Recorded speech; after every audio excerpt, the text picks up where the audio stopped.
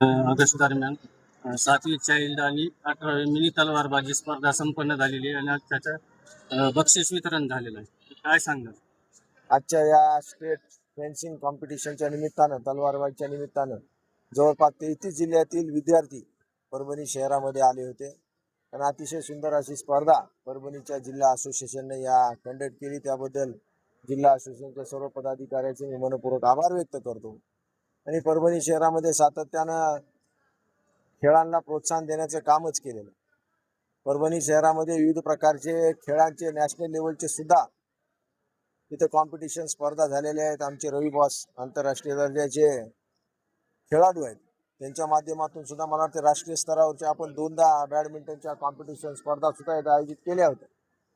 विविध स्पर्धेला प्रोत्साहन देणे, नवीन नवीन जे खेळ आता उपलब्ध होत आहेत. मला वाटतं ही ऑलिम्पिक मध्ये सुद्धा खेळले जाणारी पहिले ऑलिम्पिक पासून आहे आणि हे ग्रामीण भागामध्ये याचा प्रसार झाला पाहिजे, यातून मुलं घडले पाहिजे, यासाठी अशा प्रकारच्या स्पर्धा आयोजित करण्यात आलेल्या आहेत. भविष्यामध्ये सुद्धा अशा प्रकारच्या चांगल्या स्पर्धा आयोजित करून परभणीच्या विद्यार्थ्यांना राष्ट्रीय स्तरावरचं व्यासपीठ उपलब्ध करून देण्याचं काम आम्ही करू.